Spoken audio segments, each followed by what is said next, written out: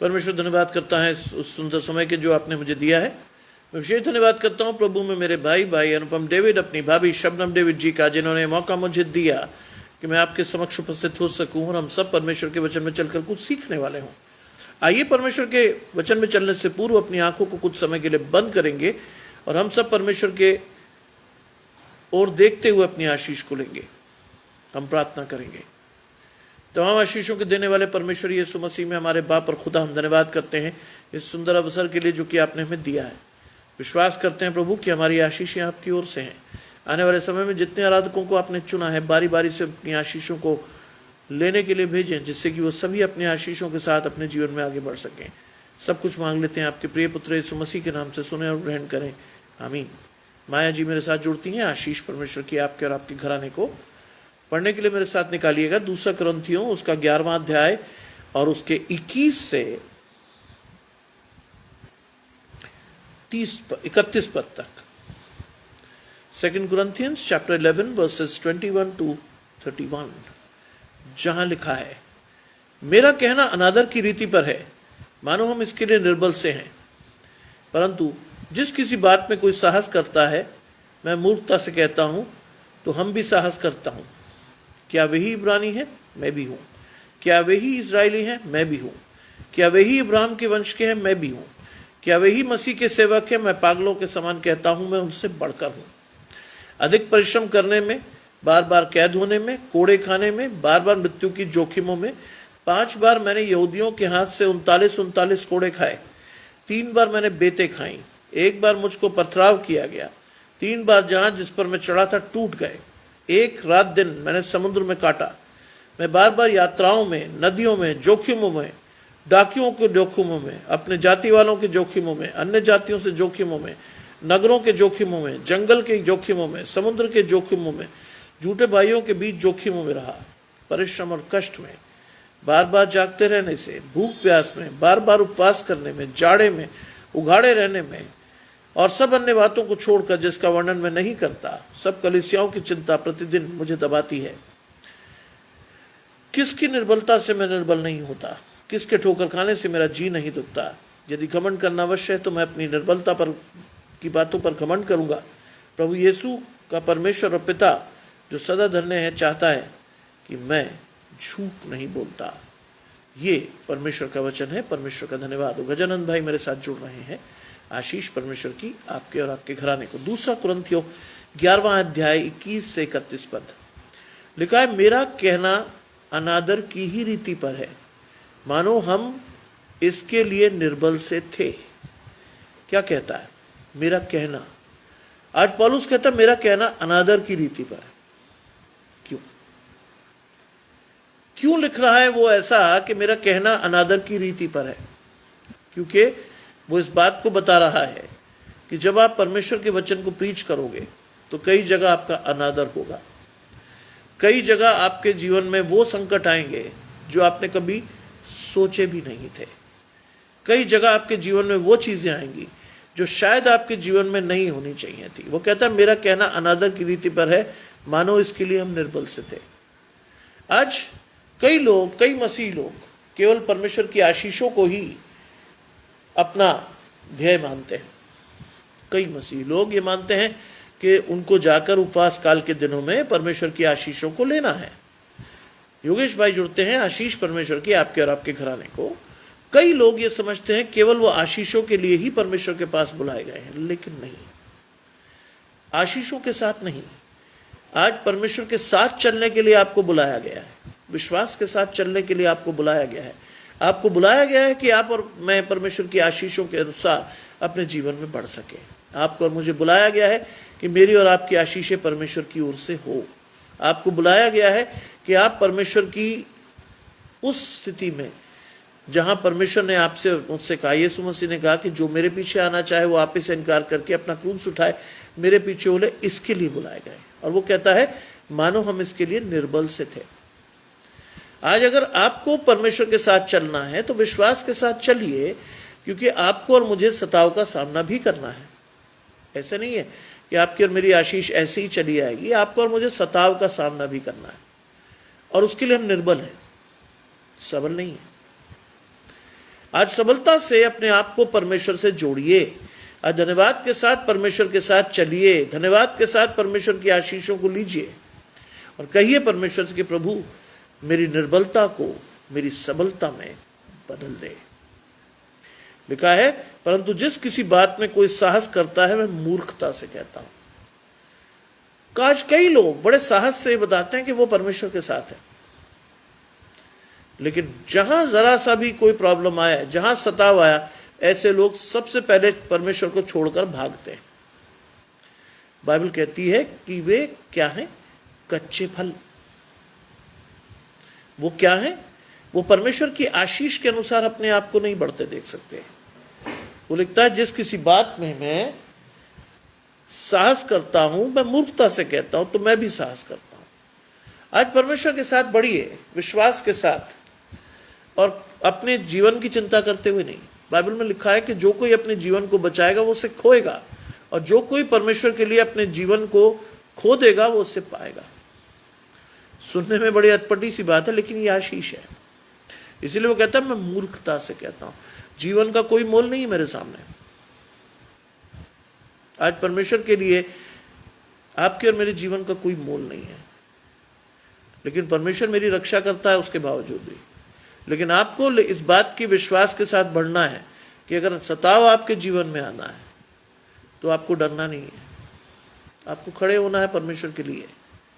आने वाला समय अच्छा नहीं होगा, इस बात ध्यान रखिएगा, क्योंकि पूरे विश्व में जो स्थितियां हैं वो इस ओर इशारा करती हैं कि परमेश्वर के न्याय का दिन निकट है, वरन द्वार ही पर है।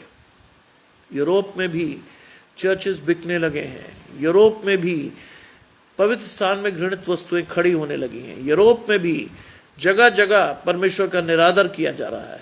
एक जमाने में जिसे हम क्रिश्चियन कंट्रीज कहते थे, आज वो सिर्फ नाम की है। आज उनके जीवन में वो चीजें नहीं है जो उनके पूर्वजों ने परमेश्वर से घुटनों पर मांगकर आशीष के तौर पर ली थी, आज वो नहीं है उनके जीवन में। बुरा मत मानिएगा, आज रिलीजन एक इंडस्ट्री है, एक ऐसी इंडस्ट्री जिसमें एंटरटेनमेंट जुड़ा हुआ है। आप हिंदुस्तान में देख लें, आप विश्व में देख लें, आपको एंटरटेनमेंट दिखाई देगा। परमेश्वर के वचन की जो गंभीरता है वो आपको और मुझे आज नहीं दिखाई दे रही। क्यों? क्योंकि मैं और आप उसको देखना नहीं चाहते। इसीलिए वो कहता है मैं मूर्खता से कहता हूं तो मैं भी साहस करता हूं, मैं भी मूर्खता से कहता हूं, मैं साहस करता हूं। लोगों के लिए मूर्खता होगी।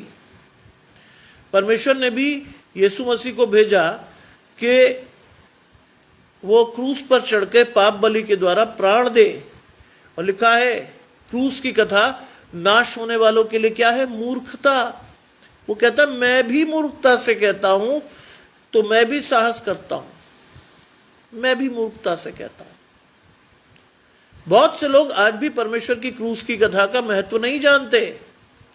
बहुत से लोग आज भी परमेश्वर के साथ बढ़ते तो हैं, लेकिन वो जानते नहीं कि वो किस तरह से परमेश्वर के साथ चल रहे हैं।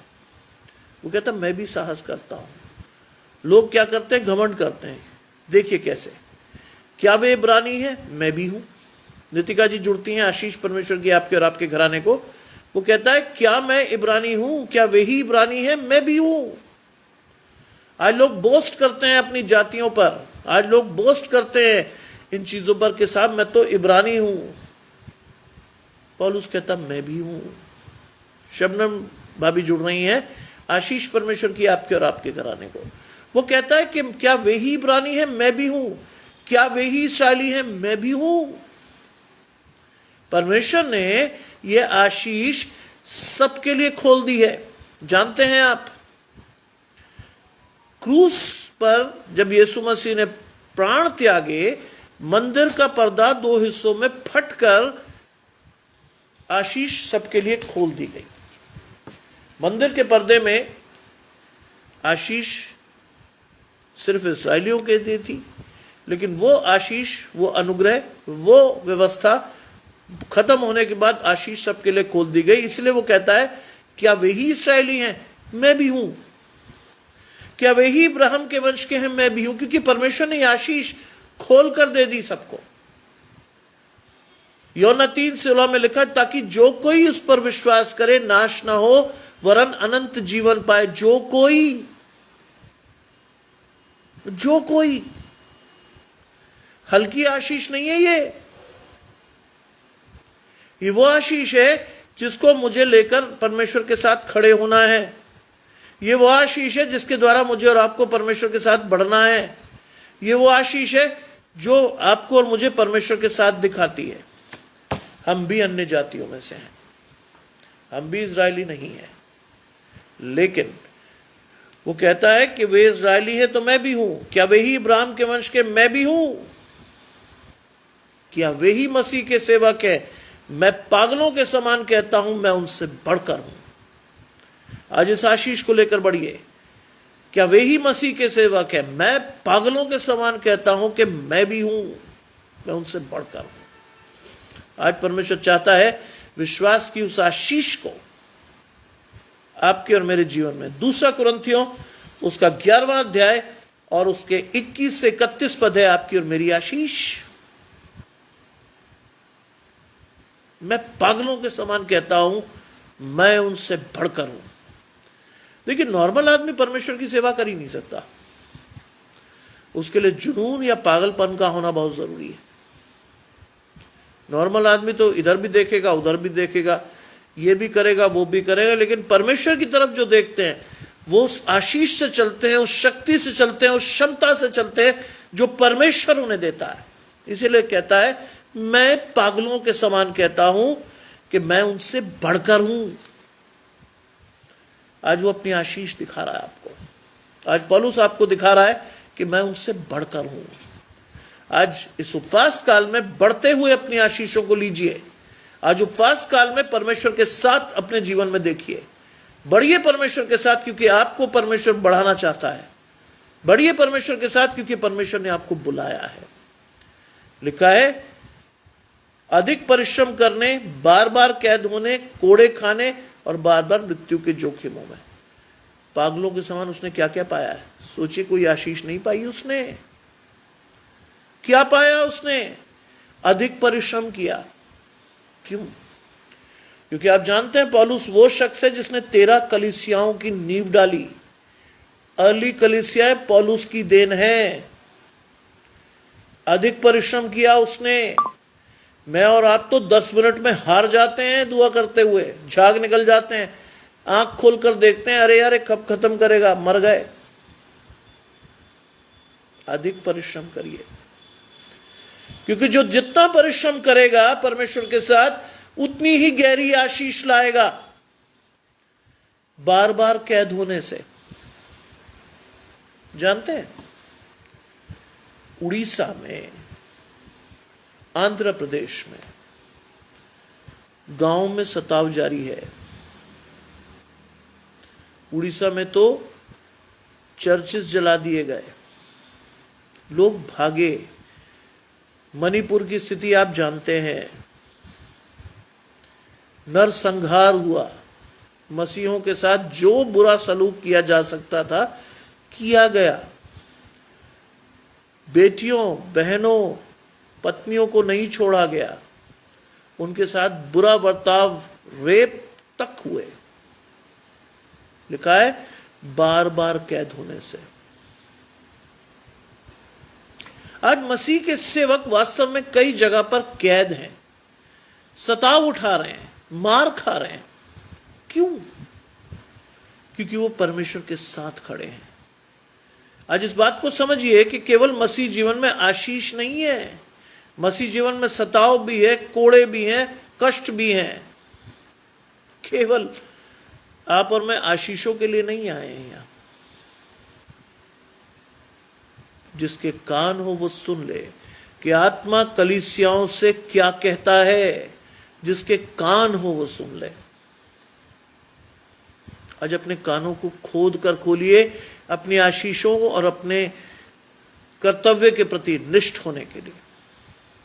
उसने लिखा, मैं बार बार कैद होने से, कोड़े खाने से, बार बार मृत्यु के जोखिमों में मैं परमेश्वर के लिए पड़ा। ऐसे ही कलीसियां एस्टैब्लिश नहीं हो गई। बहुत से लोगों ने अपनी कुर्बानी दी, बहुत से लोग मर गए, बहुत से लोगों ने मृत्यु का जोखिम उठाया, बहुत से लोग कैद हुए, बहुत से लोगों ने कोड़े खाए, बहुत से लोगों ने, तब जाकर आप और मैं ये आज परमेश्वर के वचन को सुन रहे हैं। बहुत से लोग। आने वाले दिनों में भी ये सब होना है। आने वाले दिनों में आप ये जानकर हैरान होंगे कि आने वाले दिनों में जिन लोगों के द्वारा ये होना है वो मसीही लोग ही होंगे, बाहर से कोई नहीं आ रहा।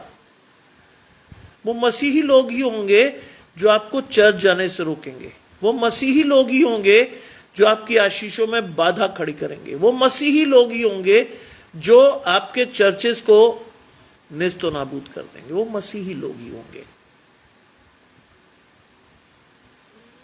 आज बड़े केयरफुली चलने की आवश्यकता है। अवसर को बहुमूल्य जाने, क्योंकि दिन बुरे हैं। आने वाले समय में ये सारी चीजें हो सकती हैं। लिखा है, मैं अधिक परिश्रम करने में, बार बार कैद होने में, कोड़े खाने में, बार बार मृत्यु के जोखिमों में, और लिखा है 5 बार मैंने यहूदियों के हाथ से 39 कोड़े खाए। 5 बार। क्या लिखा है पौलुस ने? क्या जाने किसी भले मनुष्य के लिए कोई मरने का साहस भी करे। यीशु मसीह ने अपने प्राणों को देकर मुझे और आपको खरीदा। यीशु मसीह ने प्राणों को देकर मेरी और आपकी आशीष ली। क्या जाने कोई भला मनुष्य किसी के लिए मरने का साहस भी करे। लिखा है 5 बार मैंने यहूदियों के हाथ से 39 कोड़े खाए। मसीह के लिए उसने भी उसी सताव को सहा जिस सताव को क्रूस से पहले यीशु मसीह ने सहा था। जो कोई मेरा पीछे आना चाहे वो अपने आपे से इनकार करे, अपनी क्रूस उठाए और मेरे पीछे हो ले। बहुत मुश्किल काम है। वही कर सकेंगे जो परमेश्वर की आशीषों को अपने जीवन में जानते होंगे, वही कर सकेंगे। हर एक के बस की बात नहीं है वो। अगर आप जाने भी, हर एक के बस की बात नहीं है। सोचिए, यीशु मसीह को मालूम था गेतसमनी बाग में कि उसके साथ अगले दिन क्या होना है। वो पकड़वाया जाएगा, पीटा जाएगा, मारा जाएगा, इतना पीटा जाएगा कि उसकी शक्ल भी पहचान नहीं जाएगी। कांटों का ताज रखा जाएगा, शरीर नोच दिया जाएगा, कपड़े फाड़ दिए जाएंगे। सोचिए, सब कुछ जानने के बाद भी वो क्रूस पर चढ़ा। आप और मैं अगर पता हो ना, आप और मैं तो उस रास्ते ही ना जाए। बलविंदर भाई जुड़ते हैं, आशीष परमेश्वर की आपके और आपके घराने को। मुझे और आपको ये पता हो कि हमारे साथ ये होना है, हम कभी उस रास्ते को ना पकड़े, हम कहें हट। बाइबल में लिखा, जो कोई अपने प्राण को बहुमूल्य जानता वो उसे खोएगा, और जो अपना प्राण मेरी वजह से खोएगा वो उसे पालेगा। जानते हैं स्टीफन अंग्रेजी में कहते हैं, स्तिफनुस के ऊपर जब पत्थरवाह किया जा रहा था तो उसने ऊपर देखा और उसने पाया कि परमेश्वर यीशु मसीह उसे लेने के लिए खड़े हैं। उसका दर्शन स्पष्ट था, क्योंकि वो परमेश्वर के लिए मारा जा रहा था, परमेश्वर के लिए उस पर पत्थरवाह हो रहा था। इसलिए लिखा है 3 बार मैंने बेतें खाई। 3 बार बेतें जानते हैं? बेत, अगर हरी बेत से अगर आप कभी पिटे हो, हम तो बहुत पिटे हैं। हम तो यूपी बोर्ड के उन स्कूलों में पढ़े हैं जहां बेतों के पेड़ होते थे। टीचर कहता था बेत तोड़ के लाना बेटा, जरा शाबाश आ जाओ। 3 बार मैंने बेतें खाई। बेत खा के देखिए एक दिन, आनंद ना आ जाए। ऐसा निशान छोड़ती है बेत कि पूरा कई दिनों तक दर्द रहता, कई दिनों तक। 3 बार मैंने बेतें खाई। 1 बार मुझ पर पथराव किया गया। वो अपनी गिना रहा उपलब्धियां, तब भी उसने परमेश्वर को नहीं छोड़ा। सोचिए, मैं और आप अगर इसमें से एक भी चीज में मैं और आप घुस जाए, या एक भी चीज मेरे आपके जीवन में घुस जाए, सबसे पहले परमेश्वर हमारी जिंदगी से जाएगा। अरे छोड़ यार, कौन दे प्राण अपने, यही तो कहेंगे हम। क्या देखिए उसने कितनी मुसीबतें सही। 3 बार मैंने बेतें खाई, 1 बार मुझ पर पथराव किया, 1 बार लोगों ने मारा, उसको पत्थरवाह किया मारने के लिए, फिर भी परमेश्वर बचा ले गया। लिखा है 3 बार जहाज जिस पर मैं चढ़ा था वो टूट गया। शैतान की परीक्षा कितनी बड़ी बड़ी है। 3 बार जिस जहाज पर वो यात्रा कर रहा था वो टूट गया। शैतान ने कहा बेटा कभी तो छोड़ेगा तू परमेश्वर को, चल। 3 बार ऐसा हुआ, छोड़ दिया। और लिखा है 3 बार जहाज जिस पर मैं चढ़ा था वो टूट गए। 1 रात दिन मैंने समुद्र में काटा। सोचिए परमेश्वर ने वहां भी बचाया। पूरी 1 रात और 1 दिन वो समुद्र में था। बड़े बड़े मछलियां थी, बड़े बड़े कछुए थे, बड़ी बड़ी चीजें थी, लेकिन जो परमेश्वर के साथ चलता है परमेश्वर उसे हर खतरे से बचाता है। बचाओ। लिखा है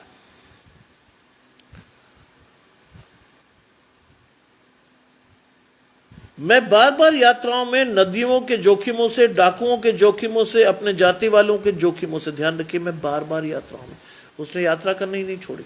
क्यों? क्योंकि उसे परमेश्वर का वचन फैलाना था। उसने यात्रा करनी नहीं छोड़ी क्योंकि वो परमेश्वर के साथ खड़ा था। उसने यात्रा करनी नहीं छोड़ी क्योंकि वो परमेश्वर की आशीष के साथ खड़ा।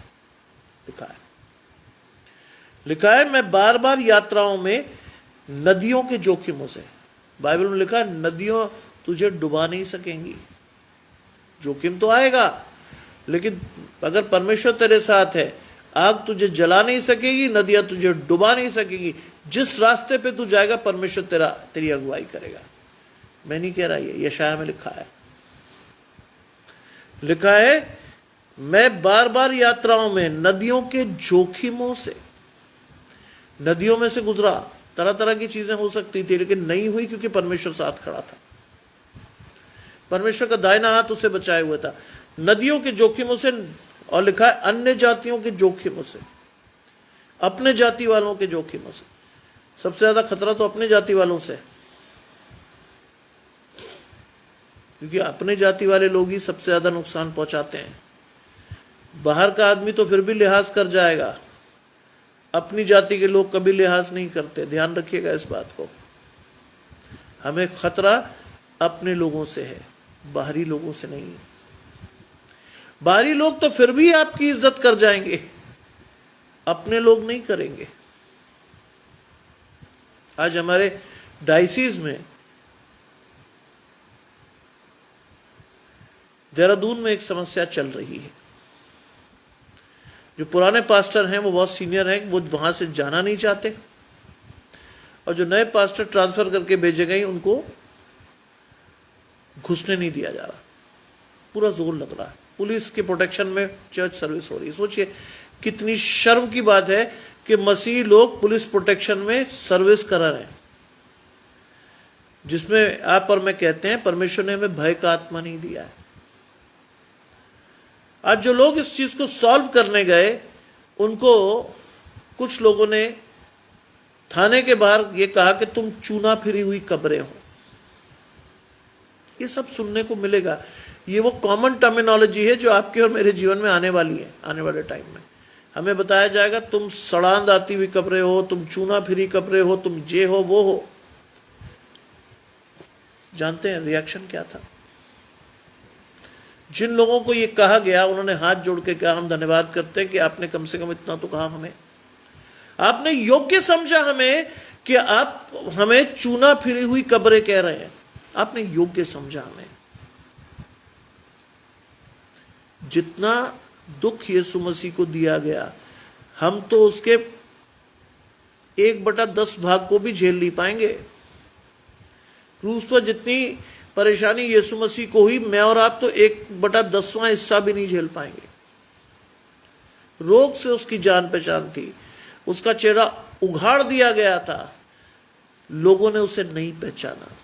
आज भी नहीं पहचान रहे, बुरा मत मानिएगा, आज भी नहीं पहचान रहे। आज भी हमारी स्थिति वहीं की वहीं है। हम कह रहे हैं बस किसी तरह 40 दिन गुजर जाए यार, then we'll go again on our bad ways. मैं वापस अपने पुराने ढर्रे पर लौटूंगी।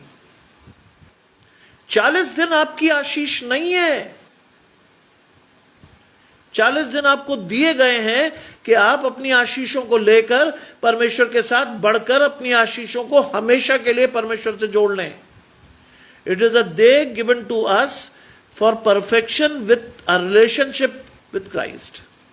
ये दिन मुझे और आपको दिए गए हैं कि मैं और आप परफेक्ट होकर अपने जीवन में परमेश्वर की आशीषों से जुड़े। ये आपकी आशीष लेने के दिन है, देने के नहीं, टूटने के नहीं। आशीष दीजिए जरूर, लेकिन अपनी आशीषें पाने के बाद। आशीषें बांटिए जरूर, अपनी आशीषें लेने के बाद। लिखा है, मैं क्या है, बार बार यात्रियों के जोखिमों से, यात्राओं के जोखिमों से, नदियों के जोखिमों से, डाकुओं के जोखिमों से। बहुत सारे लोग आपके जीवन में आपकी आशीषों को लूटने आएंगे। डाकू बंदूक लेकर नहीं आएंगे, ध्यान रखिएगा। बंदूक लेकर वो आपकी आशीषें नहीं लूटेंगे। आपको बहुत प्यार से आपके मोबाइल के थ्रू आपकी आशीषें लूटेंगे वो। और मैं और आप मूर्ख की तरह अपनी आशीषें लुटवा देंगे, क्योंकि हम परमेश्वर के साथ नहीं चल रहे थे। हमें इस बात का विश्वास नहीं था, एहसास नहीं था कि हमने जो चीजें मेहनत से वर्षों में धीरे धीरे करके जमा की है, शैतान उन्हें लूटने आया है। बहुत घरों में यह आशीष गई, डाकू लूट के ले गए। लिखा है, डाकुओं के जोखिम से, अन्य जातियों के जोखिम से। अन्य जातियां, अरे जब आपकी जाति वाले आपकी सुरक्षा नहीं कर रहे, वो आपको, आपकी आशीषों को छीन रहे, तो अन्य जाति क्यों पीछे रहेगी भाई? वो भी तो करेगी। वो देखेगी कि साहब जिन लोगों के साथ ये लोग खड़े थे या जिन लोगों के साथ ये चल रहे थे, अगर वो परमेश्वर के इन लोगों की स्थिति को खराब करें तो मैं और आप क्यों ना करें? करते लोग। लेकिन शुरुआत अपनी जाति के लोग ही करते हैं, ध्यान रखिएगा। आज चर्चेस में, डायसीज में तरह तरह की चीजें क्रॉप कर दी गई हैं, तरह तरह के झगड़े और झमेले उत्पन्न हो गए हैं। क्यों? क्योंकि अपने लोगों ने मुखबिरी की, अपने लोगों ने आपकी आशीष छीनी, अपने लोगों ने आपके रिकॉर्ड दूसरों को दिए, और आज स्थिति नष्ट होने जैसी है। लिखा है, नगरों के जोखिमों में,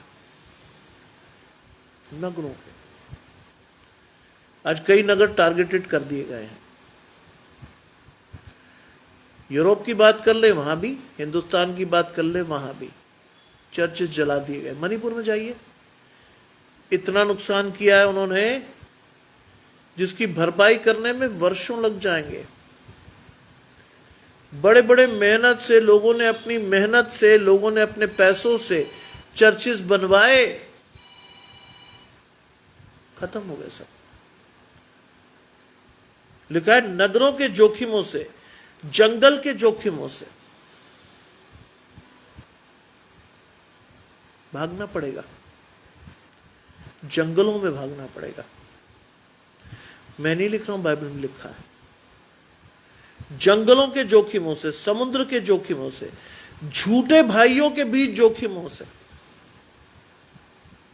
ऐसे बहुत सी चीजें आपके जीवन में होंगी। सचेत करती है बाइबल। लिखा है कि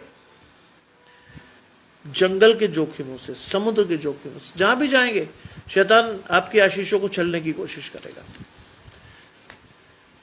देखिए, आज आप और मैं चर्च गए जी, कई लोग बिना तैयारी के गए, मुंह उठाया, कपड़े पहने, चले गए। आप कहेंगे साहब तैयारी क्या करनी थी? तैयारी करनी थी कि आपको और मुझे प्रार्थना के साथ चर्च में प्रवेश करना था। तैयारी करनी थी कि आपको और मुझे परमेश्वर की आशीषों को लेकर अपने बच्चों को चर्च लेके जाना था।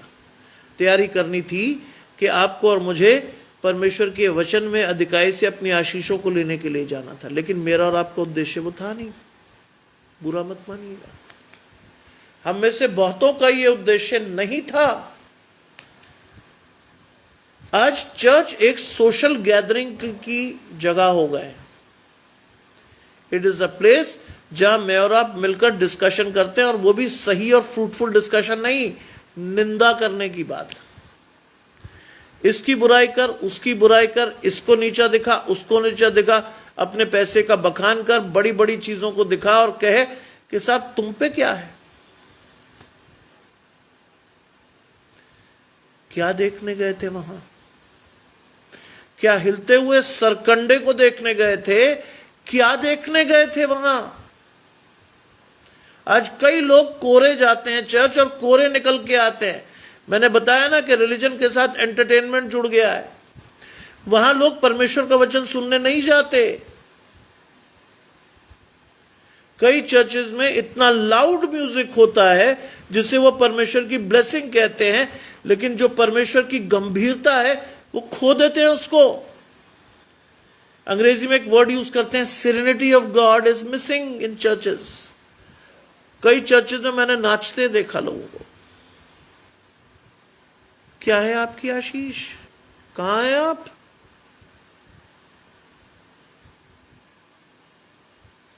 अगर आपको आशीष लेनी है, जाइए परमेश्वर के पास, शांति से प्रार्थना कीजिए।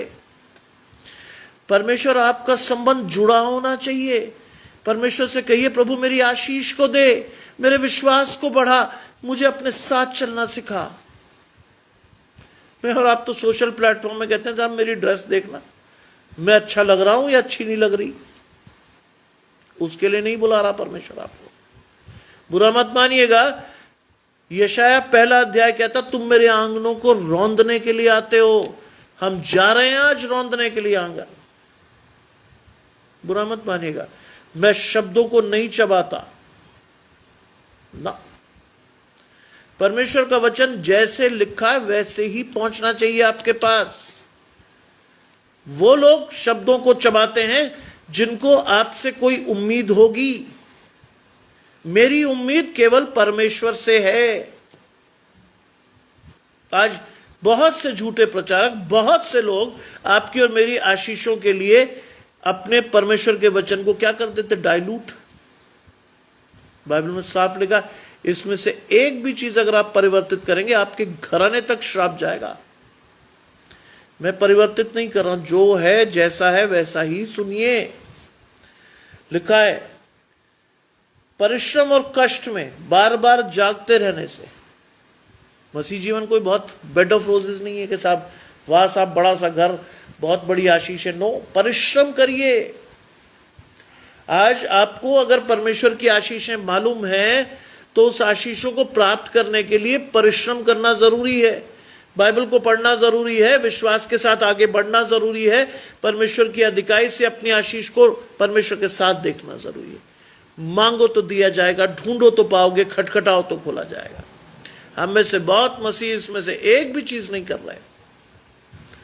मसीह होना, मसीह घराने में पैदा होना आपकी आशीष नहीं है। It is not a passport for you to heaven कि आप मसीह घराने में पैदा हो गए, आपने एक अच्छा सा नाम रख लिया। ये आपकी आशीष नहीं है। If you really wish to see yourself with God, लिखा है परिश्रम और कष्ट में, परिश्रम और कष्ट से अपनी आशीषों को लीजिए। विश्वास के साथ पढ़िए। ये नहीं कि पलंग पर पड़े आप और मैं मोबाइल को देखकर अपनी आशीषें ले रहे हैं। नहीं, बहुत से लोग ये कर रहे हैं आज। लिखा है बार बार जागते रहने से। जागिए ऐसे परमेश्वर के लिए जिस परमेश्वर ने आपकी आशीषों को चल कर दिया है आपको। मैं बार बार सुबह आपको क्या बोलता हूं, बहुत साफ कहता हूं मैं। आज सुबह आपकी आशीष क्या थी? कि आप स्वस्थ उठे। आज सुबह आपकी आशीष क्या थी? आपको कोई मेडिकल इमरजेंसी नहीं है। आज सुबह आपकी आशीष क्या थी? आप बिना वेंटिलेटर के सांस ले रहे हो। आज सुबह आपकी आशीष क्या थी? आप परमेश्वर के साथ अब भी जाकर अपने पापों को मानकर अनुग्रह की आशीष ले सकते हो। जानते हैं, आज चर्च के बाद मैं एक फ्यूनरल में था। 45 साल की महिला एक छोटे 2 बच्चों को छोड़कर चली गई। किडनी प्रॉब्लम थी, 2 साल डायलिसिस हुआ, लेकिन फिर भी नहीं बच पाई। सोचिए उस युवा पति की जिसकी उम्र 50 साल से भी कम है।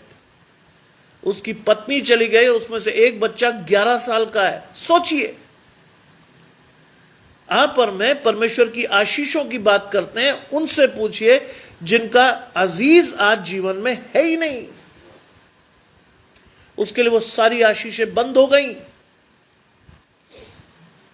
अनुग्रह की आशीष अब वो नहीं ले पाएंगे। परमेश्वर ने आपको ये मौका दिया, लेकिन मैं और आप वहां से आज तक टले नहीं है। कई लोग आज भी संडे को फंडे मना रहे होंगे, बड़े बड़े रेस्टोरेंट में खाना खाने जा रहे होंगे, बड़े बड़े सिनेमा हॉलों में फिल्में देख रहे होंगे। परमेश्वर के वचन के लिए टाइम कहाँ है हमारे पास? अरे ठीक है यार, संडे है तो है, अरे छोड़ो यार, वही चर्च, वही पादरी, वही सब, क्या रखा है इन सब में? शैतान कहलवाता ही आपसे। मेरे कई दोस्त हैं ऐसे जो केवल नाम के मसीह हैं, बुरा मत मानिएगा, वो नाम के मसीह हैं, काम के नहीं। आज अगर आप उनसे पूछ लें पुराने नियम में कितने किताबें हैं, नए नियम में कितनी, वो बता नहीं पाएंगे आपको। शुभ संदेश किसे कहते हैं उनको पता नहीं। परमेश्वर का दर्शन किस पुस्तक में मिलेगा वो जानते नहीं। पत्री किसे कहते हैं उन्हें पता नहीं। कैसे लेंगे आशीष? क्या केवल मसीह नाम रखने से आपकी आशीष आ जाएगी? नहीं, नहीं आएगी। हमसे बेहतर वो लोग हैं जिनको बाइबल मिली, एक्सीडेंटली मिली, लेकिन वो पढ़कर अपनी आशीष पा गए। उन्होंने सुस्ती नहीं दिखाई। मसीह लोग तो संडे को उठ ही नहीं पाते बेचारे, चर्च जाना होता है। मैं बहुत धन्यवाद करता हूं कि नवरात्रों में मैंने कई लोगों को बड़ी श्रद्धा से नंगे पैर परमेश्वर अपने मंदिरों में जाते हुए देखा। उन्हें कम से कम श्रद्धा तो है, विश्वास तो है। हमारा एक जीवते परमेश्वर पर विश्वास धेले के बराबर नहीं है। वो जानते हैं कैसे चलकर उन्हें अपनी आशीषें लेनी है। मैं और आप तो कुछ जानते ही नहीं, भारी नींद में सो रहे हैं आज भी। हा।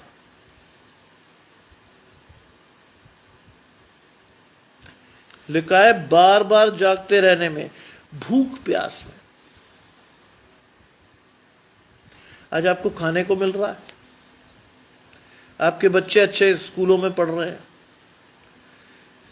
आपको किसी भली वस्तु की घटी नहीं। आपको क्या पता भूख प्यास क्या होती है ना? आप कहोगे यार पता ही नहीं भूख प्यास क्या होती है। भूख लगने से पहले ही आप खा लेते हैं। बाइबल यहां कह रही आत्मिक भूख प्यास कहां है? सुन हो गए हैं आप और मैं, बुरा मत मानिएगा, हम सुन हो गए हैं। हमें नहीं पता कि कौन सी भूख और कौन सी प्यास। सुन पड़े हैं आप।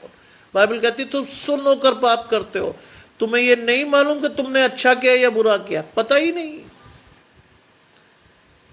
पता ही नहीं। हम तो खुश हैं जी साहब, खाने को मिल रहा, बहुत बढ़िया। मसीह लोग बुरा मत मानिएगा, इसलिए हमारा नाम हिंदुस्तान में बहुत सही रखा गया, ईसाई। कई पास्टर इस नाम को यूज करते हैं ईसाई, विदाउट नोइंग कि ईसाई शब्द का अर्थ है ऐसा ही। कोई आशीष नहीं, कुछ नहीं। जहां जिसके साथ घुस के चले गए। वास्तव में आज आशीष लेनी है तो अपने आप को मसीह कहलाना सीखिए, परमेश्वर के अभिषिक्त दास, अभिषिक्त जन। वास्तविक आशीष चाहिए तो ईसाई तो बहुत अच्छा नाम दिया गया। I am very happy with that. पूरे बाइबल में कहीं नहीं लिखा। बाइबल में इवन पौलुस तक लिखता है कि मैं परमेश्वर का सेवक, मसीही का सेवक हूं। मसा किए हुए लोग हैं हम, अभिषिक्त लोग हैं। ना तो शैतान चाहता कि ये बात जाने, हम ईसाई खुश हैं और इसीलिए आशीष नहीं है। लिखा भूख प्यास में, बार बार उपवास करने में। भूख प्यास में। मेरे पिताजी कहते थे बेटा हमें पता भूख क्या है। आज लोग शादियों में जाकर पूरी प्लेट भर लाते हैं, खाई नहीं जाती, फेंक आते हैं। I have seen my father I have seen my grandfathers, नाना और दादा दोनों, जमीन पर भी कुछ गिरा, उन्होंने उठाया, ऐसे झाड़ा, ऐसे किया, खा लिया। कहते बेटे तुम्हें मालूम नहीं है कि पार्टीशन के टाइम एक एक निवाले की कीमत थी, एक एक रोटी की कीमत थी। कई लोग भूख प्यास से मर गए। आज अगर परमेश्वर ने आपको अधिकाई से दिया है, इसका अर्थ यह नहीं है कि आप और मैं उसे फेंकें। जानते हैं, आज मेरी एक मुस्लिम व्यक्ति से बात हो रही थी, कहता सर एक बहुत अच्छी बात आपसे सीखी, रिज़्क की बेअदबी करने का मतलब है कि आप खुदा को नाराज कर रहे हैं। रिज़्क का मतलब खाने का सामान, उसकी बेअदबी लोग फेंक देते हैं जाकर धावड़ से। खुदा को नाराज करना है। मैं अपने घर में कोई चीज बच भी जाती मैं फेंकता नहीं हूं, रख देता हूं। कोई ना खाए मैं खा लेता हूं, मुझे मालूम है उसकी कीमत है। परमेश्वर ने आपको फेंकने के लिए नहीं दी है वो। वैसे ही आपकी आत्मिक भूख प्यास की भी परमेश्वर की नजर में कीमत है। अगर आपकी आत्मिक भूख प्यास आपको नहीं लग रही तो वास्तव में आप क्या हैं? रोगी। किसकी आवश्यकता है आपको? परमेश्वर की। क्योंकि बाइबल में लिखा है कि वैद्य भले चंगों के लिए नहीं आया। किसके लिए आया? रोगियों के लिए। अगर आपकी आत्मिक भूख प्यास मर गई है तो आपको परमेश्वर की आवश्यकता है। Take God as your help. पवित्र आत्मा का सहायक के रूप में आपके पास होना आपकी आशीष है। लेकिन अगर आप वो नहीं ले पा रहे तो गलती आपकी है, परमेश्वर की नहीं। बार बार उपवास करने में कई लोगों को मैंने देखा, बेचारों के पास नहीं होता तो अपने बच्चों से कहते बेटा उपवास रखो, उपवास रखो, जिससे कि तुम अपने आप को शुद्ध कर सको। लेकिन वो जानते कि उनके पास है नहीं। आपके और मेरे पास है ना, इसलिए मैं और आप उपवास रखते नहीं, मौका ही नहीं आता। लेकिन फिर भी हमें समझ नहीं आती कि आशीष परमेश्वर की ओर से है, विश्वास परमेश्वर की ओर से है, चलना परमेश्वर के साथ है, लेकिन मैं और आप फिर भी नहीं सीख पाते। लिखा है जाड़े में उघाड़े रहने में, जाड़े में आप और मैं अच्छे घरों में रहते हैं, रजाई हमारे पास है, घुस जाते हैं, आराम से सोते हैं। जाइए बाहर, किसी सर्दी की ठिठुरती हुई रात में जाकर बाहर लोगों को देखिए, आप समझ जाएंगे आपकी आशीष कहां से है। जाइए एक बार बाहर निकल के, मैं कहता हूं जाइए एक बार, देखिए आपके जीवन में क्या है। उघाड़े रहने से उन लोगों के पास देखिए जिन पर नहीं है, आपके पास तो सरप्लस है। आप और मैं उस आशीष को आशीष नहीं मानते, कहते अरे मिल गया यार, वो तो देना ही था परमेश्वर को। क्यों? परमेश्वर सेवक है आपका? नहीं। आज दया के द्वारा, अनुग्रह के द्वारा आपकी आशीषें हैं, लेकिन जब तक आप उसका मोल नहीं समझेंगे और अगर वो चली गई, खत्म हो जाएगा सब कुछ। आने वाला समय आपको वास्तव में दिखाएगा कि आपको कहां रहना है, कहां खड़े होना है। आने वाला टाइम बहुत खराब है, यह मान लीजिए। लिखा है और अन्य बातों को छोड़कर जिनका वर्णन मैं नहीं करता। तकलीफें तो बहुत सारी थी, लेकिन पौलुस इसका वर्णन नहीं कर रहा। इतने से समझ जाइए कि कितनी परेशानियां उठानी पड़ेंगी आपको और मुझे परमेश्वर के साथ चलने में। जान लीजिए इस बात को। जिनका वर्णन मैं नहीं करता, मैं सब कलीसियाओं की चिंता प्रतिदिन मुझे दबाती है। सब कलीसियाओं की चिंता मुझे दबाती है। आप तो अपने लिए प्रार्थना ढंग से नहीं कर पाते, कलीसिया के लिए क्या करेंगे? है ना? आज हम अपने बच्चों को ठीक से नहीं रेयर अप कर पा रहे, कलीसिया के बारे में हम क्या सोचेंगे? आज आपके बच्चे, मेरे बच्चे क्या वास्तव में परमेश्वर के साथ हैं? Introspect your family as a blessing और एज अ डिस्गाइज। क्या आपके जीवन में आशीष है या नहीं है? क्या आपका बच्चा परमेश्वर के साथ है या नहीं है? क्या आपकी आशीष परमेश्वर से आ रही है, नहीं आ रही है, आपको पता होना चाहिए। इंट्रोस्पेक्ट योरसेल्फ, जांचिए। वो कहता है कलीसियाओं की चिंता मुझे दबाती है। आपको और मुझे कोई दबाव नहीं है, हम प्रार्थना ही ठीक से नहीं करते। कई घरों में परमेश्वर का वचन पढ़ा ही नहीं जाता, मतलब ही नहीं किसी को। क्या खाएंगे, क्या पिएंगे, क्या लाएंगे, ऑनलाइन खाना मंगाएंगे कि ऐसे खाएंगे कि वैसे खाएंगे, पता नहीं क्या क्या करते हैं लोग। दुर्भाग्य है आज, बुरा मत मानिएगा। आज मसीह घरों की लड़कियां भी सीख गई हैं कि वो खाना नहीं बनाती। आज वो भी सीख गई हैं कि इधर उधर से खाना मंगा के खा पी के खुश रहे मेरी जान। ना, ये आपकी आशीष नहीं है। मैं आज भी अपनी नानी को देखता हूं, दादी मैंने देखी नहीं अपनी, मैंने आज भी अपनी नानी को देखा। होम साइंस की लेक्चरर थी, साथ में उनके सुपुत्र यानी मेरे मामा जी मेंटली चैलेंज थे। सोचिए, उस बच्चे के लिए सब कुछ करके जाना, सुबह 4 बजे उठ के अपने बच्चे के लिए खाना बनाना, उसे खिलाना, और सिर्फ बच्चा ही नहीं था उनके पास, 2 एल्सेशन बड़े वाले कुत्ते थे, उनको खिला के जाना। उसके बाद उनका स्कूल 7 किलोमीटर दूर था, 5 किलोमीटर वो रिक्शा से जाती थी, शेयर्ड रिक्शा से, 2 किलोमीटर पैदल चलती थी। प्रतिदिन की रूटीन बता रहा हूं आपको। शाम को लौटती थी 4:30 बजे, आकर अपने बच्चे का देखती थी, क्योंकि मेरे मामा जी चल भी नहीं पाते थे, बहुत सारी चीजें खराब हो जाती थी। सब कुछ धोना, धोने के बाद शाम के खाने की चिंता करके बनाना। आज मसीह लड़कियों को यह सिखा दिया गया है, कुछ मत करो, है तो होटल, है तो जोमेटो और स्विगी, मंगाओ वहां से और खाओ। नहीं है आपकी आशीष, बुरा मत मानिएगा। आज मैं धन्यवाद करता हूं कि मेरा बड़ा बेटा अपना नाश्ता खुद बनाता है, मैंने सिखाया उसे।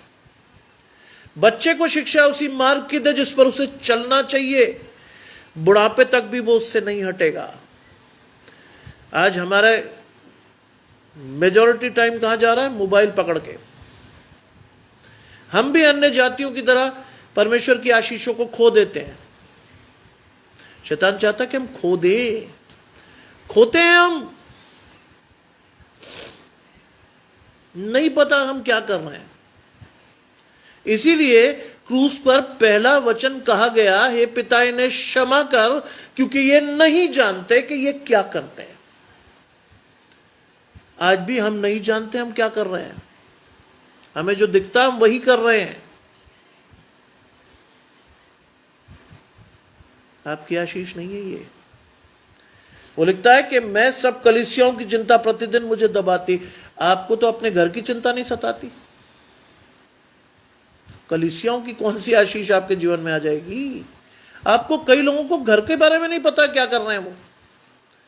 वो अलग अपना हिसाब किताब जोड़ लेते हैं, इधर घूम उधर घूम, ये बना वो बना, पीछे क्या रहा, बच्चे पढ़ रहे हैं नहीं पढ़ रहे नहीं मालूम। शैतान ने पूरी तरह जकड़ लिया है। आज हम भी दूसरों की तरह चल रहे हैं। परमेश्वर ने उठाकर आपको ऊंचा करके आपकी आशीषों को दिया है, आपके पैरों को दृढ़ किया है, आप और मैं उस आशीष को समझ नहीं रहे।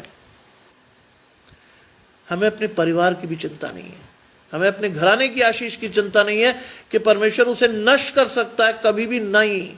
हमें सिर्फ वो पता है कि मैं और आप बड़े मजे से जीवन जी रहे हैं। धोखा मत खाइए, हम जैसा बो रहे हैं वैसा ही काटेंगे। ये जो दिख रहा है ना आपको चारों तरफ, जो आपके घर दिख रहे हैं ना, मिनटों में जा सकते हैं, मिनटों में। सड़क पर कटोरा पकड़ा के खड़ा कर सकता है परमेश्वर। लॉस एंजलिस में यह स्थिति आई थी। अगर आज आप परमेश्वर के साथ नहीं जुड़े, किसी भी दिन आपके हाथ में कटोरा हो सकता है। आप और मैं भी लाइन में खड़े होकर खाना मांग सकते हैं। अभी तो आशीषें चल के आ रही हैं, रुक गई ना। आपको याद होना चाहिए कि आप अप्रोच कर रहे हो गुड फ्राइडे को, वहां पर एक आशीष वो भी है, एलोई एलोई लामा शबक्तनी, है मेरे परमेश्वर तूने मुझे क्यों छोड़ दिया। पता होना चाहिए परमेश्वर छोड़ भी सकता है। ऐसा मत सोचिएगा कि आपकी आशीषें आपको लगातार मिलती रहेंगी ना। आज अगर आप परमेश्वर के विरुद्ध जा रहे हैं, परमेश्वर के साथ नहीं चल रहे हैं, एक टाइम में परमेश्वर आपसे पीठ फेर लेगा, ध्यान रखिएगा। रोज की तरह आपकी आशीषें नहीं आएंगी। एक टाइम अगर परमेश्वर पीठ फेर गया, खत्म हो जाएगा सब कुछ, कुछ नहीं बचेगा। लिखा है किसकी निर्बलता से मैं निर्बल नहीं होता। परमेश्वर कह रहा है किसकी, पौलुस कहता है किसकी निर्बलता से मैं निर्बल नहीं होता। आज आप और मैं सबल नहीं बना रहे हैं, अपने आप को निर्बल बना रहे हैं। शैतान के सामने घुटने टिके हुए हैं, प्रभु ये सबल नहीं बना रहे हैं आप और मैं। परमेश्वर की आशीषें नहीं है ये। हम निर्बल होकर घुटने टेक के खड़े हैं शैतान के सामने। लालसाएं हम पर बलवती हैं, प्रबल हैं।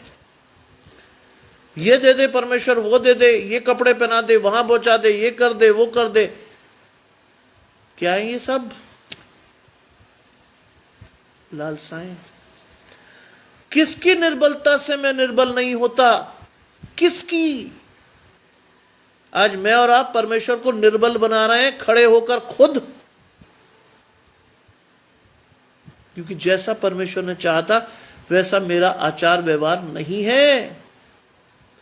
मुझे केवल अपनी पड़ी है कि साहब मैं और मेरा। बहुत लोग मिलेंगे आपको मसीहों में कि साहब मैं और मेरा परिवार, और बहुत से लोग मिलेंगे केवल मैं, परिवार भी भाड़ में जाए, केवल मैं। बहुत से लोग मिलेंगे आपको, सिर्फ उन्हें अपनी हित की चिंता है, खाया पिया लद्ध। कई लोगों को यह भी नहीं पता होता कि घर में किसी ने खाया नहीं खाया, बस अपना खाया, अपना बिस्तर पकड़ा, एसी खोला, ऐश की। ये जीवन नहीं है। बाइबल में लिखा है हर एक जन केवल अपने ही हित की नहीं दूसरों के हितों की चिंता करे। कहां है हमारे जीवन में वो आशीष? है ही नहीं। हम भी अपनी हित की चिंता करते हैं, मैं और मेरा घराना, बस बाढ़ में जाए सारे, है ना। आशीष नहीं आ रही आपके पास। लिखा है किसके ठोकर खाने से मेरा जी नहीं दुखता। आप परमेश्वर को ठोकर खिलाते हैं। किसकी ठोकर खाने से मेरा जी नहीं दुखता? मसीह लोगों में सबसे गंदी चीज है, मैं बहुत खुले तौर पे बोल रहा हूं, मसीह लोगों के जीवन में सबसे गंदी चीज है कि परमेश्वर का वचन घर में रखे होने पर भी ना पढ़ना। महीनों पढ़ा रहता है बाइबल, कहीं कोने में, झाड़ते भी नहीं आप और मैं। दूसरी तरह के जो मसीही हैं वो बाइबल को रैप करके बंद करके रख देते हैं। आशीष नहीं आएगी। बाइबल को पढ़िए, बाइबल में अपनी आशीषों को खोजिए। ये दिखा रहा हूं मैं आपको अपनी बाइबल, रेफरेंसेस लगे हुए हैं। नहीं पढ़ेंगे ना, आशीष जो है ना अब भी वो आपकी आशीष नहीं है, बुरा मत मानिएगा। अगर आप इसे सोचते हो या आपने अपनी आशीषें कमाई है, नहीं, it is the blessing of your forefathers. आपकी आशीष नहीं है। आप सोचे कि मैंने अपनी मेहनत से ये सब कर रखा, नहीं, it is the blessing given to you through your forefathers. आपके पूर्वजों की आशीष है ये। आप अगर उस आशीष को हैंडल नहीं कर रहे, आने वाले पीढ़ियां उस आशीष से महरूम हो जाएंगी, खत्म हो जाएगा सब। लिखा किसके ठोकर खाने से मेरा जी नहीं दुखता। आज आप और मैं परमेश्वर के दिल को दुखाते हैं, आंगनों को रौंदते हैं। कभी गौर कीजिएगा, कई मसीह माँ बाप अपने बच्चों को मोबाइल से चर्च ले आते हैं। वहां तो बेचारे पादरी साहब आपकी आशीषें दिखा रहे हैं आपको, वहां वो अधिकारी से आपको बाइबल खोलकर पढ़ने के लिए कह रहे हैं, आप और मैं मोबाइल झांक रहे हैं, आपका बच्चा गेम खेल रहा है वहां। सोचिए, आज मैंने कहा कि तुम्हारी माँ चर्च नहीं जा रही, मैंने अपने बड़े बेटे से कहा मोबाइल ले जाओ। उसके बाद मैंने उससे पूछा नहीं, चर्च जाके मैंने उससे पूछा तुम मोबाइल लाए? बोला ना। मैं डिस्ट्रैक्ट नहीं होना चाहता, मैं परमेश्वर के वचन को सुनने जा रहा हूं वहां, मैं डिस्ट्रैक्ट नहीं होना चाहता। और बहुत खुशी की बात है, जितने रेफरेंसेस खुलवाए गए उसमें से लगभग 5 बार मेरे बेटे ने उन रेफरेंसेस का जवाब पादरी साहब को दिया। That is the blessing God wanted you to take. ये नहीं किसकी ठोकर खाने से मेरा जी नहीं दुखता। सोचिए, आज आपके बच्चे अगर जा रहे हैं चर्च तो वो कैसी तैयारी के साथ जा रहे हैं? क्या उन्होंने प्रार्थना की? क्या वो अपनी आशीष के लिए चर्च जा रहे हैं, या केवल एक सोशल गैदरिंग में बैठने जा रहे हैं? पूछिए अपने बच्चों से, बात कीजिए उनसे। लिखा है, यदि घमंड करना अवश्य है तो मैं अपनी निर्बलता पर घमंड करूंगा। बाइबल में लिखा, जब जब मैं निर्बल होता हूं तब तब क्या होता है? परमेश्वर बलवान होता है मेरे जीवन में। इसीलिए परमेश्वर ने किसको चुना? निर्बल लोगों को, कमजोर लोगों को। किसको? कि वो ज्ञानवानों को, शक्तिशाली लोगों को क्या करें? लज्जित करें। परमेश्वर ने नहीं चुना किसी राजा महाराजा को ना, परमेश्वर ने हमेशा ऐसे लोगों को चुना जिनका अस्तित्व नहीं था। किसी राजा महाराजा को नहीं चुन लिया परमेश्वर ने, कभी नहीं चुना, नेवर इन लाइफ। बढ़िए आज परमेश्वर के साथ। लिखा है, यदि घमंड करना आवश्यक है तो मैं अपनी निर्बलताओं पे घमंड करूं। हम और आप तो घमंड करते हैं, मेरी गाड़ी बहुत बड़ी साहब, मेरा घर बहुत बड़ा साहब है जी, और मेरे पास तो साहब इतने वर्षों के लिए पैसे जुड़े हुए हैं, ये है वो है। ये आपकी घमंड की आशीष नहीं है, ये आपकी आशीष नहीं है। घमंड कीजिए अपनी निर्बलताओं पे, क्योंकि परमेश्वर ने आपको निर्बल जानकर आपके जीवन में बलवान होकर आपकी आशीषों को दिया। क्या लिखा है? परमेश्वर के बलवंत हाथ के नीचे दीनता से बढ़ो, नियत समय पर वो तुम्हें शिरोमणि करेगा। बलवंत हाथ के नीचे दीनता से, निर्बलता से बढ़िए, नियत समय पर आपकी आशीष परमेश्वर से आएगी। बहुत साफ है, बाइबल कहीं भी आपको भ्रमित नहीं कर रही। आप और मैं भ्रमित हो रहे हैं, ये हमारी गलती है। बाइबल कहीं आपको भ्रमित नहीं कर रही। बाइबल हर जगह आपको बड़ा स्पष्ट निर्देश के साथ सिखा रही है। अंतिम आयत कहती है, प्रभु यीशु का परमेश्वर और पिता जो धन्य है जानता है कि मैं झूठ नहीं बोलता। पौलुस कहता है यीशु मसीह और परमेश्वर दोनों जानता है मैं झूठ नहीं बोलता। सच्चाई से जाइए परमेश्वर के पास। झूठ बोल के गए भी तो आशीष नहीं लेके आएंगे। जानते हैं क्यों? दुनिया भ्रमित हो जाएगी। बहुत से लोग आज भी भ्रमित कर रहे हैं परमेश्वर के नाम से, लोगों को हो भी रहे लोग, क्योंकि उनकी आशीष परमेश्वर से नहीं है। बुरा मत मानिएगा, वो भी वैसे ही जी रहे हैं जैसे दुनिया जी रही है। वो भी वैसे ही गाने बजा बजाकर अपने जीवन में खुशियां मांग रहे हैं जैसे दुनिया मांग रही है। परमेश्वर ने आपको ऊंचा उठाकर आपकी आशीष को दिया है।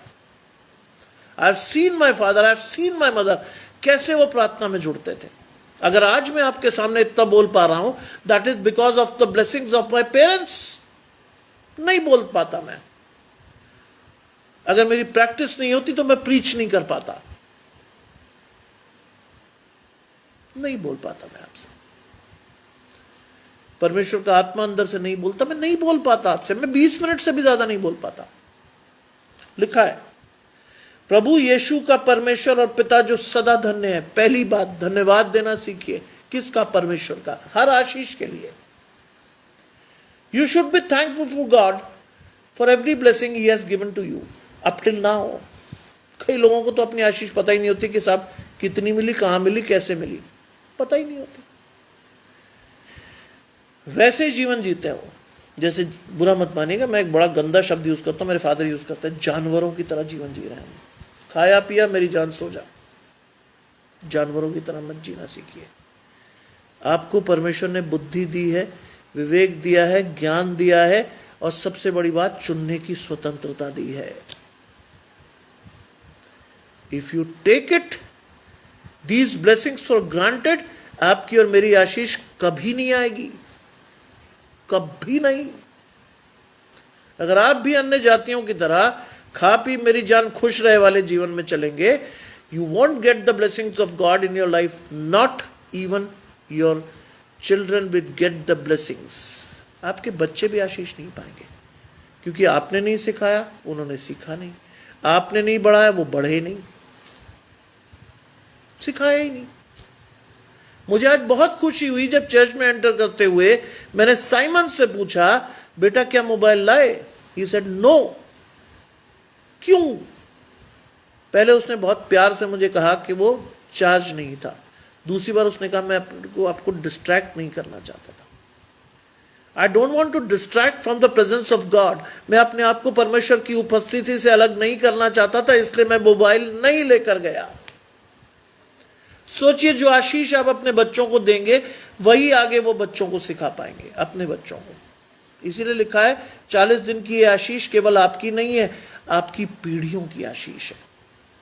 सिखाइए बच्चे को सही रास्ता, गलत रास्ते पर मत चलाइए उसे। आज वो भी अगर मल्टीप्लेक्स में जाकर सिनेमा देखकर अपने साथियों के साथ हा हा हु कर रहा है, आशीष नहीं है। आज वो भी सीरियल देखकर अपने और मेरे जीवन में ये देख रहा है कि साहब मैं तो 4 गर्लफ्रेंड्स घुमा सकता हूं, या 4-6 बॉयफ्रेंड मेरे हो तो मैं चल सकता हूं। ये आपकी आशीष नहीं है। बाइबल बहुत स्पष्ट है इस बारे में। बुलाए हुए बहुत, चुने हुए थोड़े हैं। आज मसीह के नाम से बहुत सारे लोग कहलाते हैं। कितने लोग हैं जो चुने हुए हैं? कितने लोग हैं जो परमेश्वर को नहीं जानते? मैं आपको अगर मैं आपको अपना ड्राइंग रूम घुमा के दिखाऊं, मेरे ड्राइंग रूम में 65 इंच का टीवी है, मेरे हर कमरे में टीवी है, लेकिन आज वो डब्बे हैं। जानते क्यों? मेरे परिवार का कोई बच्चा, मेरी वाइफ ना मेरे बच्चे खोलते ही नहीं उसे। है टंगे हैं, न्यूज देख लेते हैं, संसार में क्या हो रहा है जान लेते हैं, बस। हम ये नहीं करते कि साहब टीवी में आती हुई फिल्म देख रहे हैं, 3 घंटे बैठे मूर्ख की तरह ना। ये नहीं है हमारी आशीष। आज परमेश्वर ने आपको आशीष के तौर पर अलग किया है। कम से कम उसका महत्व जान लीजिए, कम से कम उसके साथ चल लीजिए, क्योंकि लिखा है, अंतिम आयत में फिर पढ़ता हूं, प्रभु यीशु का परमेश्वर और पिता जो धन्य है जानता है कि मैं झूठ नहीं बोलता। परमेश्वर जानता है कि आप झूठ नहीं बोलते, क्योंकि वो आपके मन को जांच रहा है, वो आपकी आशीषों के साथ आपको बढ़ा रहा है। अन्य लोग आपको बेवकूफ बना सकते हैं, लेकिन परमेश्वर कभी ना आप परमेश्वर को बेवकूफ बना पाए और ना बना पाओगे। परमेश्वर आपके मन को जांच कर देख लेता है, क्या है इस आदमी में। हल्के निकलते हैं हम, हल्के मत निकलिए। विश्वास के साथ बढ़ना सीखिए, परमेश्वर की आशीष के साथ बढ़ना चाहिए। आने वाले जीवन में अपनी आशीष को परमेश्वर से जोड़िए। प्रभु अधिकाई से आप सभी को आशीष दे और विश्वास के साथ बढ़ाए। आइए प्रार्थना करें। तमाम आशीषों के देने वाले परमेश्वर यीशु मसीह में हमारे बाप और खुदा, हम धन्यवाद करते हैं इस सुंदर अवसर के लिए जो कि आपने हमें दिया है। विश्वास करते हैं प्रभु कि आने वाले समय में आपकी आशीषों के साथ हम बढ़ेंगे, और न सिर्फ आशीषों के लिए बल्कि आने वाले समय में यदि प्रभु हमें सताव का सामना करना पड़े, उसके लिए हमें मजबूत बनाए, जिससे कि प्रभु आपकी आशीषें कभी भी हमारे सामने से न जाए। आपके विश्वास को हम कभी भी न छलें प्रभु, कभी भी अनर्थ रीति से हम आपको छलने का प्रयास न करें। विश्वास के साथ हमें बढ़ाए और हमारी आशीषों को हमें दें। जितने लोग बीमार, तंगहाल, दुखी, लाचार हैं प्रभु, हमारे बीच में, हमारे कॉलेज फैमिली में एक डेथ हुई है, एक पति ने अपनी पत्नी को खोया, एक बच्चों ने अपनी माँ को खोया, उनको आशीष दे प्रभु। वो शांति जो उनके घरों में होनी चाहिए वो आपकी ओर से आए। विश्वास के साथ उन्हें बढ़ाएं, धन्यवाद के साथ उनकी आशीष उन्हें दें। सब कुछ मांग लेते हैं आपके प्रिय पुत्र यीशु मसीह के नाम से, सुने और ग्रहण करें, आमीन। आप सभी को शुभ रात्रि। आप सभी परमेश्वर के साथ बढ़ें, आप सभी परमेश्वर की आशीषों को अपने जीवन में लें। आप सभी को शुभ रात्रि और आप सभी को जय मसीह की।